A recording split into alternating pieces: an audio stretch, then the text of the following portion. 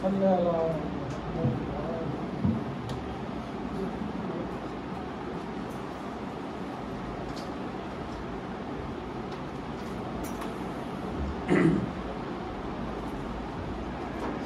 حول ولا قوة إلا بالله العلي العظيم. أعوذ بالله من الشيطان اللعين الرجيم. بسم الله الرحمن الرحيم. الحمد لله الذي لا يبلغ مدحته القائلون ولا يحصي نعماءه العادون ولا يعدي حقه المجتهدون، الذي لا يدرك بعد الحمم ولا ينال غوص الفتن، الذي ليس لصفته حد محدود ولا نعد موجود ولا وقت معدود، فطر الخلائق بقدرته ونشر الرياح برحمته وودد بالصغور ميدان عرضه، ثم الصلاة والسلام على أشرف الأنبياء والمرسلين خاتم النبيين طه وياسين أبي القاسم مصطفى محمد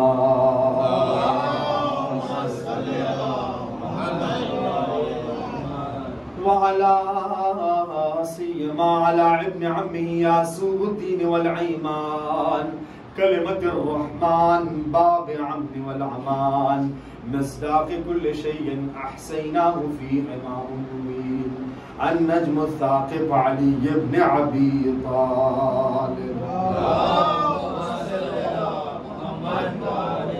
ولا سيما على بقية الله العظم الحجة الثاني عشر المهدي المنتظر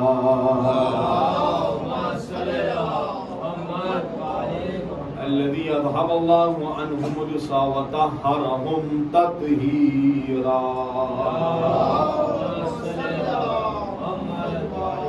ولعنة الله على أعدائهم أجمعين غاصبي حقوقهم ومنكري فضائلهم.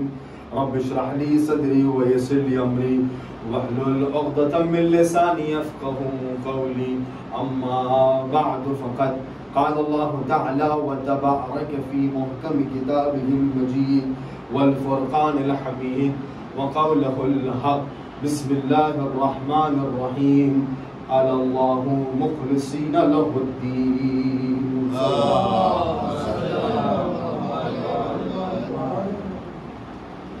عزیزان برادران،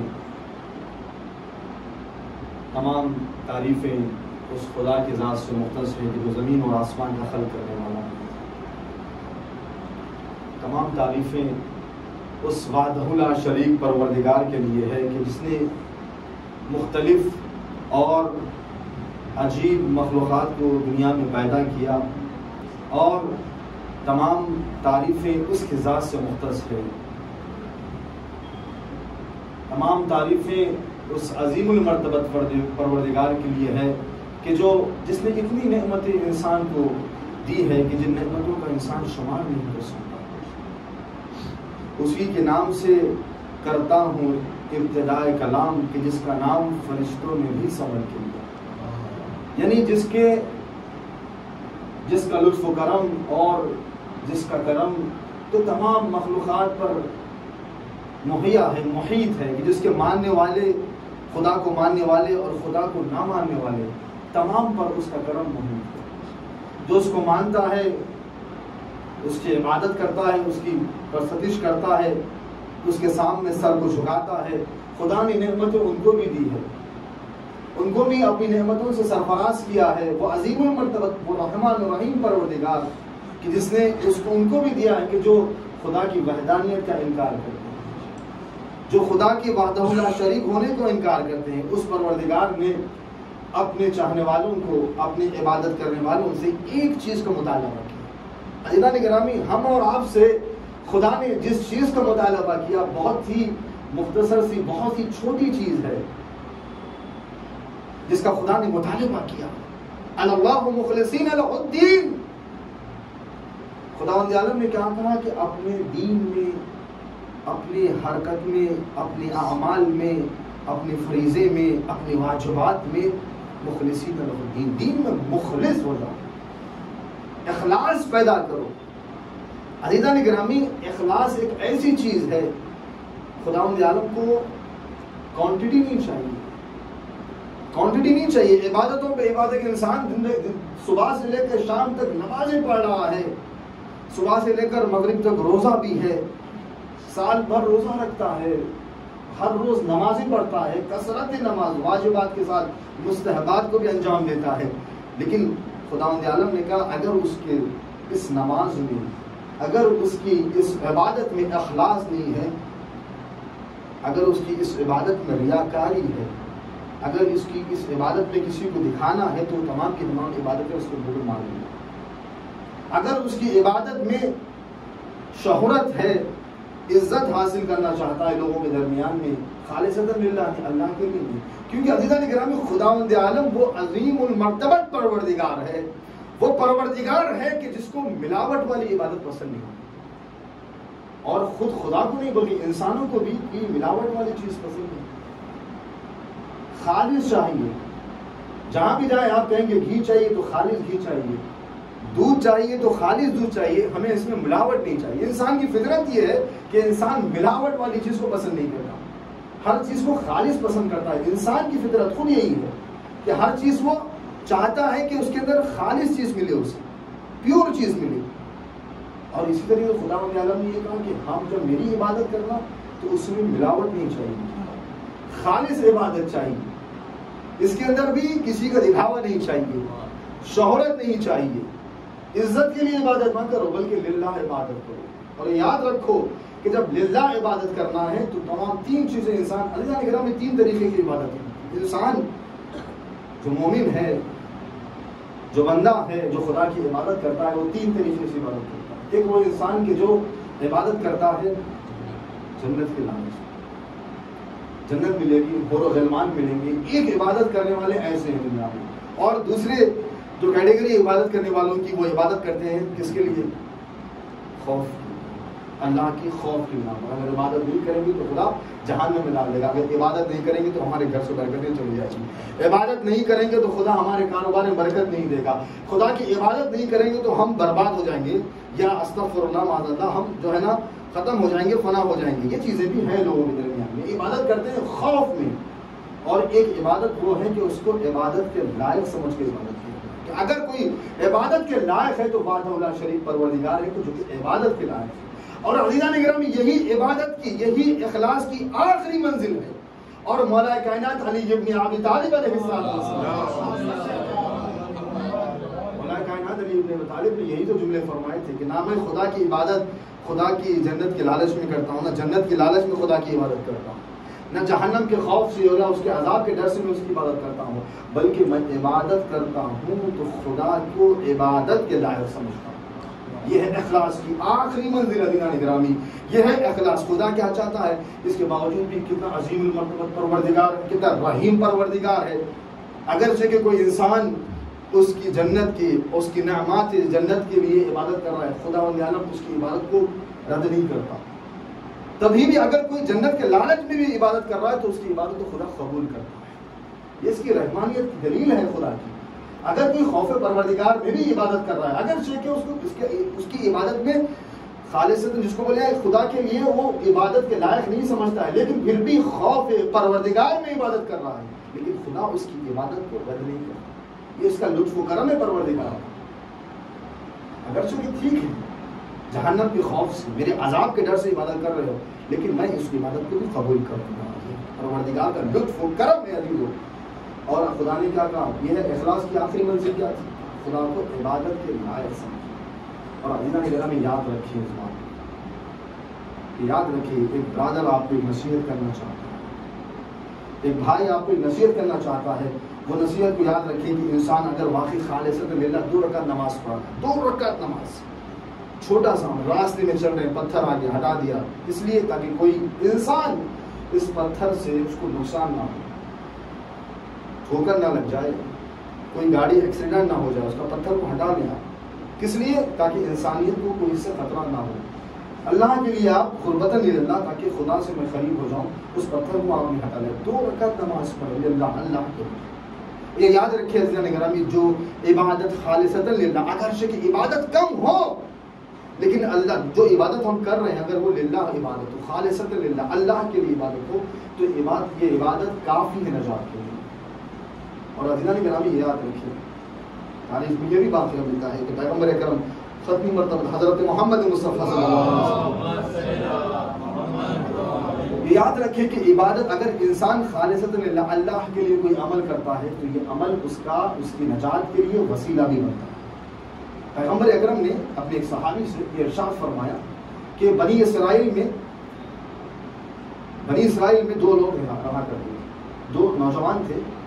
وہ دو نوجوان اپنے شہر سے بھاگ کر ایک پہاڑ ایک غار میں چھپ گیا تھا۔ جب وہ پہاڑ کے غار میں آ کے چھپ گئے تو ایک، جیسے کہ آپ تو جانتے ہیں یہاں کافی گندو ہے، کافی پتھر ہے، پہاڑ میں گھسے وہ لوگ، تو پہاڑ کا جو ایک ایسے سرنگ میں گھسے کہ اس سرنگ کے دروازے پر جس کو انٹر ہوئے وہ لوگ، وہاں پر ایک گندو تھا، خود بخود وہ راستہ ان کا بند ہو گیا اور وہ اس غار میں پھنس گئے۔ پیغمبر نے کہا یہ دو بنی اسرائیل کے یہ دو نوجوان جب پھنس گئے اس غار میں، اب یہ لوگ پریشان ہو گئے کہ اتنا وزنی گندو ہے، اتنا وزنی پتھر ہے کہ راستہ اس نے روک لیا، اس پتھر کو ہٹائے۔ تو دونوں نے کوشش کی، ان دونوں نے بڑی کوشش کی کہ پتھر کو ہٹائے، لیکن وہ پتھر کو ہٹا نہیں سکے۔ ایک مرتبہ یہ دونوں نوجوان پریشان ہو گئے اور پریشان ہو کر یہاں تک پریشان ہو گئے کہ ان لوگوں نے سمجھ لیا کہ اب اسی سرنگ میں ہم مر جانے والے ہیں، اسی سرنگ میں ہماری موت واقع ہے، کیونکہ اتنا پتھر جو راستہ اس نے بند کر لیا ہے سرنگ میں، اب موت واقع ہونے والی ہے، ہماری دم گھٹ کے ہم مر جائیں گے اسی میں، کیونکہ اس میں کوئی آنے والا تو نہیں کہ پتھر کو، اس گندو کو، اس اتنے وزنی پتھر کو کوئی ہٹائے۔ عزیزان گرامی یہ نوجوان میں سے ایک نوجوان آگے بڑھا، یہ دونوں نوجوانوں میں سے ایک جوان آگے بڑھا اور اس نے کہا کہ ایک مرتبہ اس نے خدا سے لو لگائی۔ اب عزیزان گرامی آپ دیکھیے اس نے کیا لو لگائی، اس نے کہا کہ پروردگار ہم جانتے ہیں کہ ہم اقرار گناہ کیا، پہلے اقرار گناہ کیا، کہا خدا تو جانتا ہے کہ میں نے کتنے گناہ انجام دیے، میں گنہگار تیرا بندہ ہوں، تیرا گنہگار میں بندہ ہوں، میں جانتا ہوں کہ بہت ساری نافرمانی میں نے کی ہے، لیکن اگر میں نے اپنی زندگی میں ایک عمل ایسا انجام دیا جو تیرے لیے انجام دیا، للہ ہے، اس نوجوان کہتا کہ میں نے ایک عمل ایسا انجام دیا جو تیرے لیے انجام دیا، اگر وہ عمل تو اس عمل کو قبول کر لیتا ہے تو مجھے نجات دینا۔